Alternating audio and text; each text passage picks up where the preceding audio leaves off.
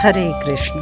ज्योति मात्र जिनका स्वरूप है, निर्मल ज्ञान ही जिनका नेत्र है, जो लिंग स्वरूप ब्रह्म है, ऐसे शिव को हम समझने का प्रयास करते हैं और समझते हैं क्या है शिव। हमारे वैदिक कैलेंडर में आने वाले सभी पर्व, त्योहार, दिन और मुहूर्त का प्रकृति के साथ एक अद्भुत सामंजस्य देखने को मिलता है।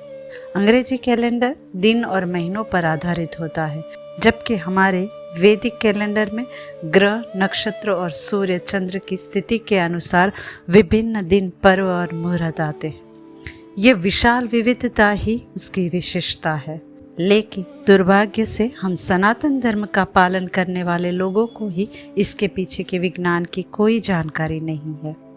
इसी वैदिक कैलेंडर में आता है चातुर्मास, यानी वर्ष में आने वाले 4 विशेष मास।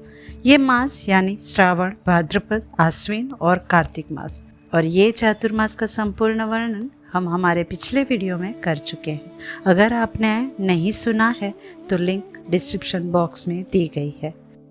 इस 4 मास में जब श्री हरि विष्णु योग निद्रा में होते हैं तो इस सृष्टि का संपूर्ण कार्यभार भगवान शिव संभालते हैं, और भगवान शिव उन लोगों पर विशेष रूप से प्रसन्न होते हैं जो कुछ नियम और संकल्प लेकर तपस्या करते हैं।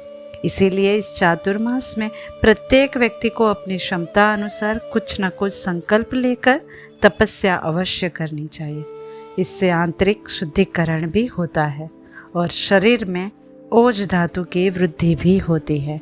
और इसीलिए इस चातुर्मास का आरंभ श्रावण मास से होता है, जो कि भगवान शिव की आराधना करने का सुवर्ण अवसर है।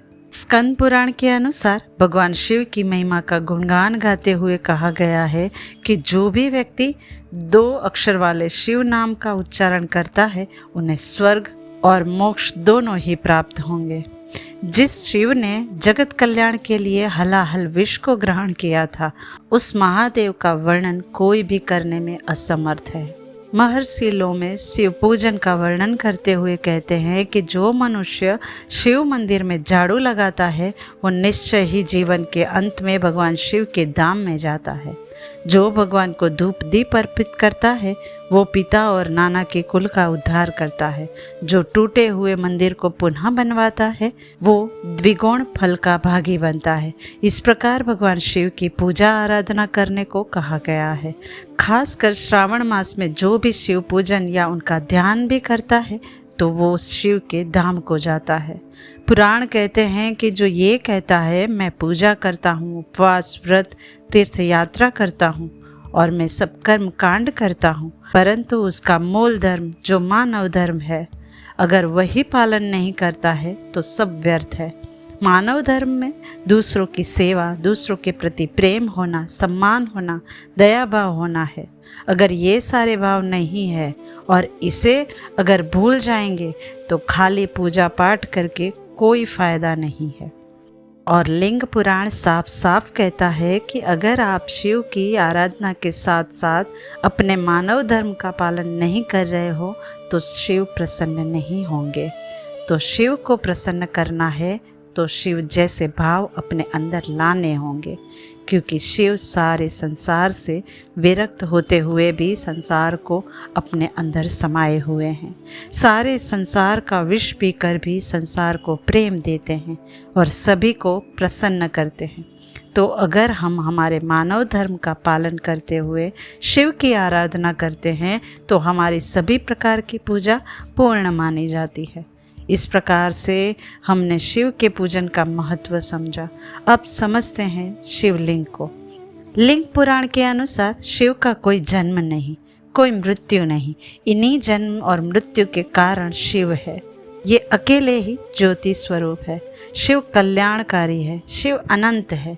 जिस प्रकार से मनुष्य के 3 शरीर है, कारण शरीर, सूक्ष्म शरीर और स्थूल शरीर, बस उसी प्रकार देवताओं का कारण शरीर मंत्र होता है। इसीलिए मंत्र जीवित है, उनमें ऊर्जा होती है, स्पंदन होता है। इसीलिए मंत्र का गलत उच्चारण कभी नहीं करना चाहिए।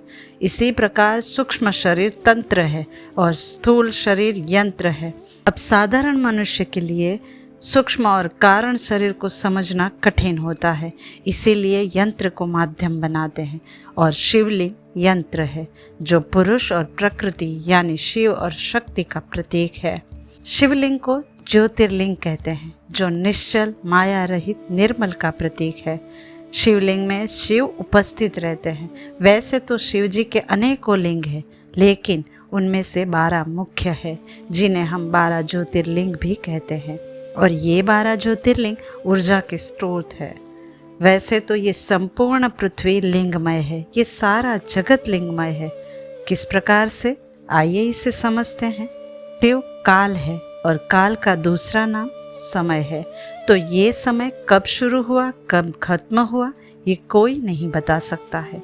इसे उदाहरण से समझे तो अगर आप सर्कल को देखो तो आप नहीं बता सकोगे कि कहाँ से शुरू हुआ और कहाँ पर खत्म हुआ। जिस ओर से देखोगे वहीं से शुरू होता है। इसीलिए सर्कल में ना कुछ ऊपर है और ना ही कुछ नीचे है। इसीलिए सर्कल घूम रहा है और इसका नाम दे दिया अनंत। इसीलिए शिव अनंत है। उपनिषद में शांति मंत्र आता है, ओम पूर्णमद पूर्णमिदं पूर्णार्थ पूर्णमुदच्यते पूर्णस्य पूर्णमादाय पूर्णमेवावशिष्यते। अर्थात वो पूर्ण है, ये भी पूर्ण है और पूर्ण से पूर्ण ही उत्पन्न होता है और पूर्ण में से पूर्ण निकल जाने के बाद पूर्ण ही शेष रहता है। इसीलिए परमात्मा पूर्ण है और परमात्मा परोक्ष है तो जीव प्रत्यक्ष है और जीव उसी परमात्मा का अंश है। इसीलिए जीव भी पूर्ण है और ये कुम्हार के चक्र की माफिक घूम रहा है। जब भी नया आकार बनाना होगा तभी कुम्हार चक्र को डंडा मारेगा और चक्र घूमता जाएगा और हमारा आकार बदलता जाएगा। और यही शिवलिंग बताता है। शिवलिंग में जहाँ लिंग है उसके परे सर्कल बनाया। जिस प्रकार माता के सारे शरीर में दूध नहीं होता है, एक स्पेशल प्रोसेस से माता के स्तन में दूध आता है जिससे नवजात शिशु को जीवन शक्ति मिलती है। बस उसी प्रकार शिवलिंग को क्रिएट किया है जिसे एनर्जाइज किया जाता है, जिस पर हम ध्यान लगा सके और उसकी ऊर्जा प्राप्त कर सके, जिस पर पंचाक्षर मंत्र का उच्चारण करते हुए शुद्ध जल, दूध, घी, दही, मधु, मिश्री, गुड़, तिल आदि उस पर रगड़ते हैं जिससे उसमें एक ऊर्जा उत्पन्न हो। इस प्रकार शिव का रूप समझने के लिए है, स्वयं में आत्मसात करने के लिए है, जिसे शंकर, महादेव, भोलेनाथ, पराशिव, सदाशिव कहते हैं। पर शिव इन सब से परे है, जो एक अवस्था है जिसे अनुभव करना है। ये सारा ब्रह्मांड शिव है जो शक्ति द्वारा संचालित हो रहा है। इसीलिए कहते हैं कि ये सारा जगत लिंगमय है, जो अनादि है, अनंत है, जो सर्वेश्वर होने पर जो भस्म में सोता है, उमापति होने पर भी जो अखंड ब्रह्मचारी है, कुबेर जैसा सेवक रख कर भी जो चर्म पहनता है, ऐसे शिव को हम नमन करते हैं। इस प्रकार से हमने शिव को समझने का प्रयास किया। तो चलिए इस आने वाले श्रावण मास में कोई भी अंधश्रद्धा में ना पड़कर पूर्ण श्रद्धा और भक्ति भाव पूर्वक शिव का ध्यान करते हुए दान, जप, तप का पालन करते हैं और परम आशुतोष से निर्मल शुद्ध भक्ति की याचना करते हैं। और अगर हमारा ये प्रयास आपको सराहनीय लगता है तो हमसे जुड़कर हमारी सहायता कर सकते हैं। लिंक डिस्क्रिप्शन बॉक्स में दी गई है। इस वैदिक संस्कृति का उद्देश्य हमारे सनातन वैदिक शास्त्रों के ज्ञान को हर घर में पहुंचाना है। तो आइए मिलकर हमारी सनातन संस्कृति की सभ्यता का पालन करें। जय श्री लक्ष्मी नारायण।